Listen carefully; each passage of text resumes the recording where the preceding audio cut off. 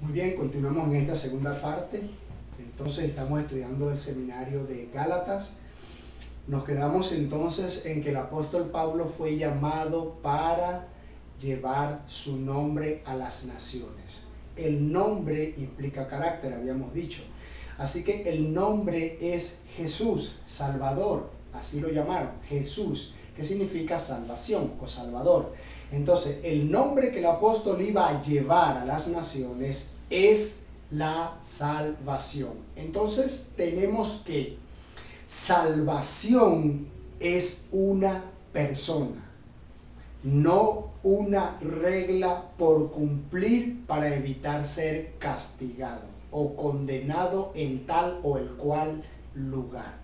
O sea, note bien, salvación es una persona, no es una práctica religiosa. O sea, tengo que hacer y vivir haciendo para obtener salvación. Es como que si salvación fuera un premio al cual hay que ir por medio de hacer cosas para obtenerlo. No, salvación es Cristo y Cristo es una persona. Es la persona de Jesucristo. Tú vas a llevar mi nombre a las naciones. Salvación. Tú vas a llevar mi salvación a las naciones. Entonces, para conectarse con la salvación hay que conectarse con Jesucristo, porque salvación está ligado a una persona, no es una práctica religiosa la cual practicamos. Es una persona, y ligarse a la persona es hacerse del Salvador o de la salvación. Así que Pablo fue escogido para llevar esta salvación, y sabemos que no es una práctica religiosa, es una persona, y ser parte o tener en nuestras vidas a esa persona, ya eso incluye nuestra salvación. Esa es la forma como el apóstol Pablo lo veía, cómo él lo enfocaba. Esa era su forma de verlo. Recuerden que esta Biblia fue escrita por personas hebreas, pensando en mentes hebreas. Fue un libro escrito en hebreo para los hebreos, así que los hebreos que la leían entendían cada palabra que el apóstol le decía. El problema lo tenemos nosotros de este lado del mundo, que leemos un libro hebreo escrito por hebreo y tratamos de interpretarlo a nuestra forma occidental. Entonces son dos culturas diferentes. No entender el contexto cultural de lo que ellos hicieron y de lo que dijeron es lo que ha traído la confusión. Entonces, estos mensajes que estamos predicando es para llevarlo a usted al contexto original para que pueda entender bien la escritura y sepa cuál es su llamado, cuál debe ser su mensaje, cuáles son sus dones, para qué son los dones que se le dieron, y entonces así usted va a poder desarrollar todo el potencial interno que el Espíritu de Santidad tiene dentro de usted. Hechos capítulo 7, verso 35 al 38. Aquí vamos a ver algo muy importante. Fíjese lo que dice. A este Moisés, a quien había rechazado diciendo, ¿quién te ha puesto por gobernante y juez? A este lo envió Dios como gobernante y libertador por mano del ángel que se le apareció en la zarza. Este lo sacó habiendo hecho prodigios y señales en tierra de Egipto y en el Mar Rojo y en el desierto por 40 años. Este Moisés, note, este Moisés es el que dijo a los hijos de Israel, profeta os levantará el Señor vuestro Dios de entre vuestros hermanos como a mí. A él oiréis. Número 1. Dice, Dios levantará un profeta igual que yo, así como me levantó a mí. A él oiréis, a él seguiréis, a él le obedeceréis, como me obedecen a mí. ¿Quién cree usted que es este profeta que el Señor enviaría? así como levantó a Moisés para llevar un pueblo hacia su destino, ahora levanta en los últimos días un profeta para llevar al pueblo de Dios, al pueblo de Israel, hacia su destino. ¿Quién es este profeta que Dios levantaría? En toda la escritura aparece anunciado. Este profeta es el Mesías, es Jesucristo, el profeta anunciado. Pero Moisés dijo algo al pueblo: cuando este profeta aparezca, él va a hacer, o él va a traer exactamente lo que yo tengo. Dice, a él tienen que oírlo, a él tienen que obedecerle, a él tienen que seguirlo. Es decir, que el apóstol, es decir, que Moisés, lo que estaba diciendo era: así como Dios me levantó a mí, lo va a levantar a él. El mismo mensaje que yo estoy predicando hoy es el mismo mensaje que va a predicar él. No es nada diferente. Así que creer que Cristo vino con un mensaje diferente al que predicó Moisés en el desierto está equivocado. Cuando usted lee el Evangelio de Mateo, usted se va a dar cuenta cuál es el mensaje que Jesucristo trajo. Y ese seminario de Mateo también se lo tenemos por esta escuela, para que usted lo escuche y entienda paso por paso, línea por línea, texto por texto, renglón tras renglón, cuál fue el mensaje de Jesucristo, que nosotros con nuestra mente occidental lo hemos distorsionado.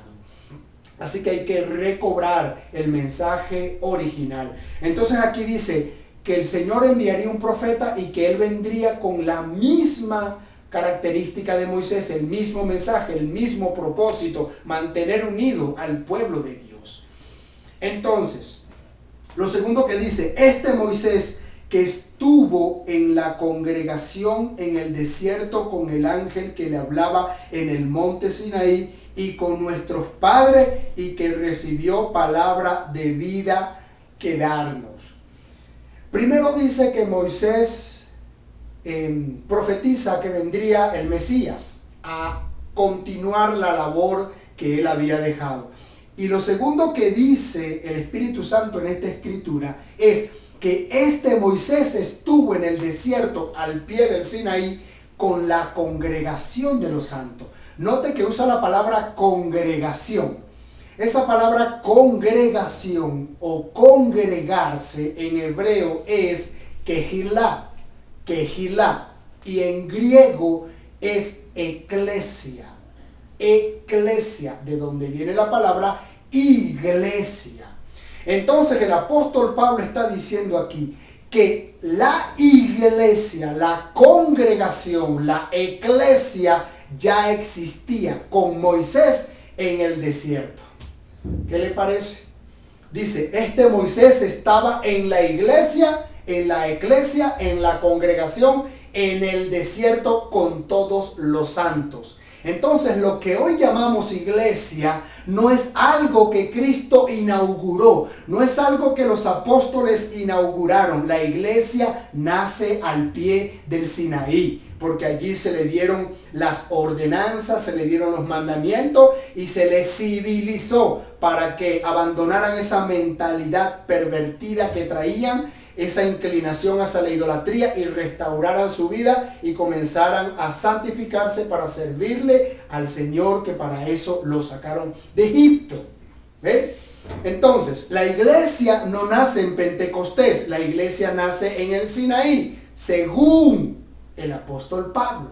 Y dice algo más profundo. La palabra eclesia en griego, que es la palabra iglesia, significa los llamados a salir fuera, los llamados a salir fuera.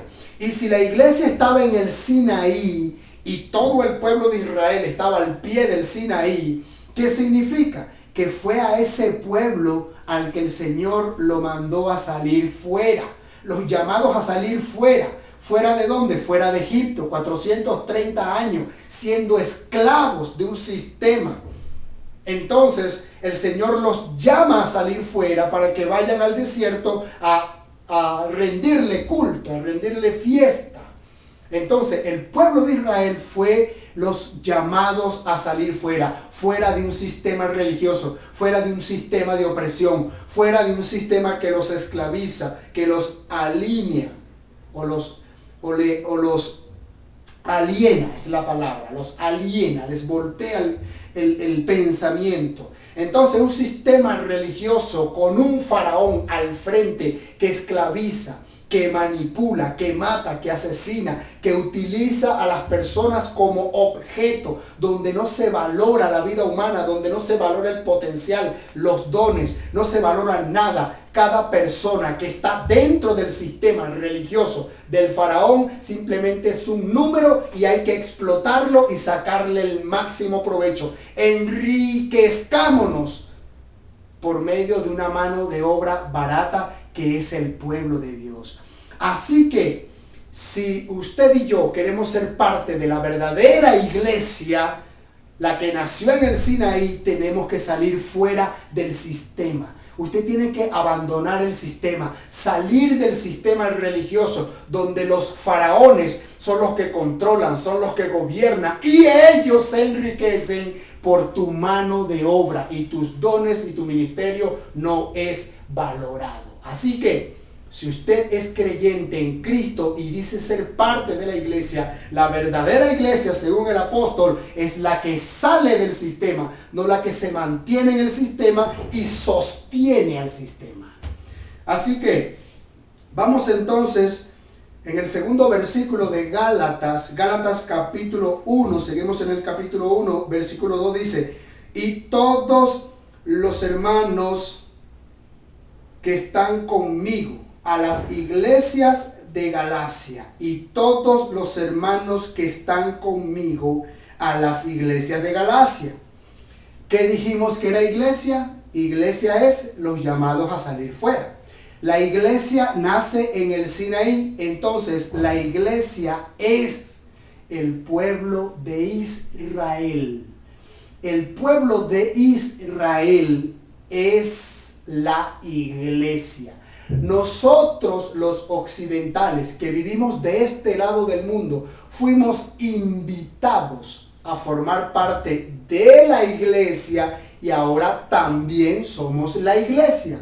Pero para ser la iglesia yo tengo que ser parte del pueblo de Israel, porque la iglesia son ellos, no yo. Entonces, si el Señor por medio de Cristo me invita a ser parte del pueblo, en lo que yo acepto ser parte del pueblo, ser parte de la herencia de Moisés, de Abraham, entonces si yo adopto la fe de Cristo, de un judío, si yo sigo a un judío, si a mí me salvó un judío, si yo creo en la palabra que me dejó un judío, soy parte del pueblo de Israel. Y ser parte del pueblo me hace la iglesia. Entonces, creer que se es parte de la iglesia y a la vez vivir al margen de todo lo que representa Israel es una falsedad, porque Israel es la iglesia. Si usted vive ajeno, rechazando a Israel, usted no es la iglesia, porque la iglesia son ellos, no nosotros los evangélicos. Así que eso para que quede claro. Entonces vamos al versículo 2. Dice: y todos los hermanos que están conmigo a las iglesias de Galacia. ¿A cuál iglesia le está hablando? A la congregación de los hermanos judíos que estaban por toda Galacia. La palabra Galacia en hebreo es Galut.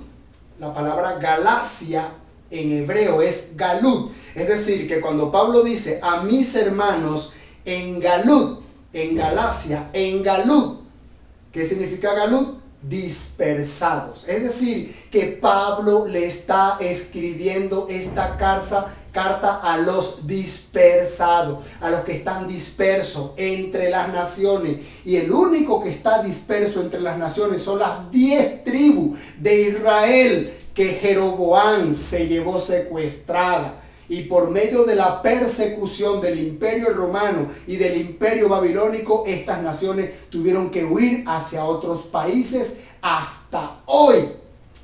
Entonces, esta carta es para Galut, para Galacia, para los dispersados. Y usted y yo somos parte de los dispersados, porque usted y yo somos descendientes directos o indirectos del pueblo de Israel. Eso fue lo que predicamos en el primer tema, el cual titulamos El Hijo Pródigo, la verdad o la verdadera historia. Hacemos un corte y regresamos.